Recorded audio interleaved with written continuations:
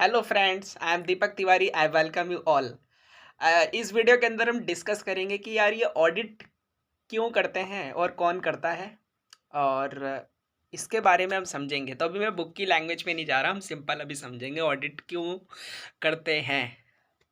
तो जैसे मान लो ना, एक सिंपल सा एग्जांपल ले रहा हूँ, आसान सा। जैसे हमारे मोहल्ले में सिलेंडर फटा या मतलब बम फटा, हम सूंघ करके बता सकते हैं कि क्या फटा। तो है ना, बता सकते हैं। सवाल उठा, सर क्या मतलब क्या डॉगी होगी? आंसर इज नो, हम ऑडिटर हैं यार। तो ऐसे ही जो ऑडिटर होता है ना, वो कंपनी की फाइनेंशियल स्टेटमेंट को देख करके, उस मतलब सूंघ करके बता सकता है कि कंपनी के फाइनेंशियल स्टेटमेंट सही है या गड़बड़ है, सही है या गड़बड़ है। तो जो ऑडिटर होता है ना, वो कंपनी के फाइनेंशियल स्टेटमेंट को चेक करता है ना। चेक करेगा कि कंपनी के फाइनेंशियल स्टेटमेंट क्या रिलायबल है, मतलब वो मटेरियल मिस स्टेटमेंट तो नहीं है। वो अपनी ओपिनियन देता है, ट्रू एंड फेयर व्यू है कि नहीं है। भाई, कंपनी के फाइनेंशियल स्टेटमेंट पे जब सिग्नेचर हो जाएंगे सीए के, तो ही तो उस पर रिलाई करेगी। कौन कौन रिलाई करता है उसके ऊपर? इन्वेस्टर रिलाई करते हैं, क्रेडिटर रिलाई करते हैं, गवर्नमेंट रिलाई करती है, कंपनी के एम्प्लॉय रिलाई करते हैं। तो भाई, कंपनी के फाइनेंशियल स्टेटमेंट का ऑडिट क्यों होता है?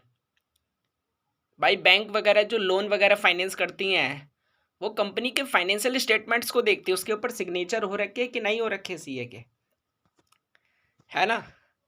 तो कंपनी के फाइनेंशियल स्टेटमेंट का ऑडिट ऑडिटर करता है, और ऑडिटर सही या गड़बड़ का पता लगा पाएगा तब, है ना। मतलब जब उसको नॉलेज होगी स्टैंडर्ड ऑफ ऑडिटिंग की, अकाउंटिंग स्टैंडर्ड की नॉलेज होगी तब।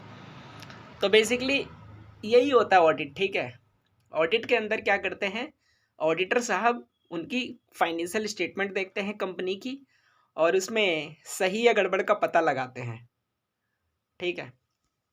अब हम आते हैं बुक की लैंग्वेज पे। ऑडिटिंग का मतलब क्या होता है? An auditing is an independent examination of financial information of an entity, whether profit oriented or not, irrespective its size. Auditor to express an opinion thereon. जो ऑडिट होता है ना, वो इंडिपेंडेंट एग्जामिनेशन होता है। सवाल उठा, मैं तिवारी हूँ, ठीक है। तो क्या मेरा छोटा तिवारी, मान लो यार है कोई तिवारी छोटा बच्चा, मतलब है ना, मान लो, क्या मेरे इस इंडस्ट्री का ऑडिट, मतलब क्या मेरे तिवारी कंपनी का audit, Tiwari private private Tiwari limited है मान लो, तो क्या इस तिवारी का ऑडिट क्या छोटा तिवारी कर सकता है? आंसर इज नो, छोटा तिवारी नहीं कर सकता। इंडिपेंडेंट है भाई। अगर मैं सी हूँ तो क्या मतलब मैं खुद अपना ऑडिट कर सकता हूँ? अरे नहीं कर सकता भाई, मुझे करवाना पड़ेगा। इंडिपेंडेंट होता है। फिर उसके बाद सवाल उठा, सर फाइनेंशियल इंफॉर्मेशन का मतलब फाइनेंशियल स्टेटमेंट होता है। सवाल उठा कि एनजीओ का भी ऑडिट होता है? हाँ, एनजीओ का भी ऑडिट होता है।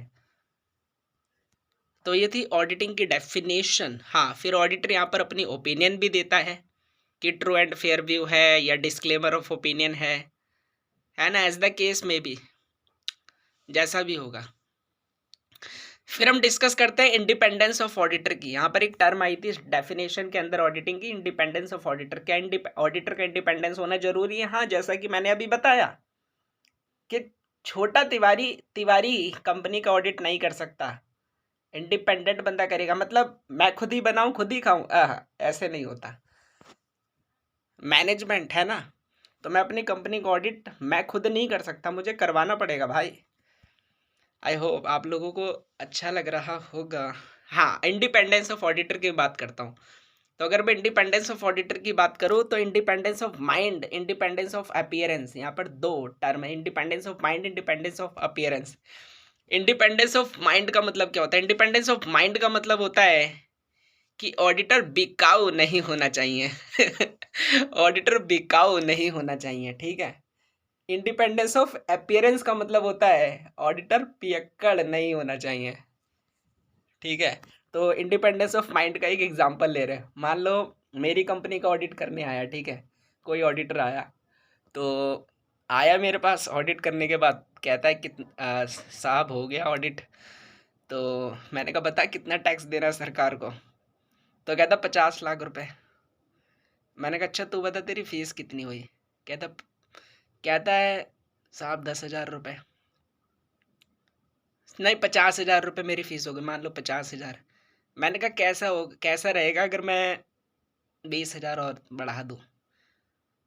कहता है बहुत अच्छी बात है। मैंने कहा तो बता कितना टैक्स भरना पड़ेगा? तो कहता है सर फिर तो है ना, कोई नहीं, 35-40 लाख रुपए में सेटल हो जाएगा। तो यहाँ पर ऑडिटर बिक गया। तो ऑडिटर बिकाऊ नहीं होना चाहिए as per standard of auditing. और दूसरा क्या था, independence of appearance. Independence of appearance का मतलब क्या होता है? इंडिपेंडेंस ऑफ अपीयरेंस का मतलब ऑडिटर पियक्कड़ नहीं होना चाहिए। मतलब पता है क्या हुआ, शकल से लग रहा था बंदा जो आया था ऑडिट करने, मतलब भाई बंदे का आगे मतलब नाम ले लिया, मतलब है ना, तो मतलब इमोशनल हो गया बंदा। फिर तो उसने कहा अरे साहब, मतलब अब तो वो एक बोतल पे बिक गया, मतलब पियक्कड़ था भाई वो। तो ऐसा ऑडिटर नहीं होना चाहिए। इंडिपेंडेंस ऑफ अपीयरेंस नहीं होना चाहिए, ठीक है। फिर उसके बाद ऑडिटर केवल होना ही नहीं चाहिए, इंडिपेंडेंस केवल होना ही नहीं चाहिए, वो दिखना भी चाहिए। ऐसा कहाँ लिखा है? एस्से के अंदर लिखा है। तो आई होप दिस ये जो वीडियो आप लोगों के लिए इंफॉर्मेटिव होगी। Bye bye, love you all. मेरे वीडियो को लाइक करना, सब्सक्राइब करना भूलना मत बिल्कुल। और कमेंट बॉक्स में कमेंट करना, ठीक है, लिखना अपने ओपिनियन ज़रूर वहाँ पे लिखना। Bye bye.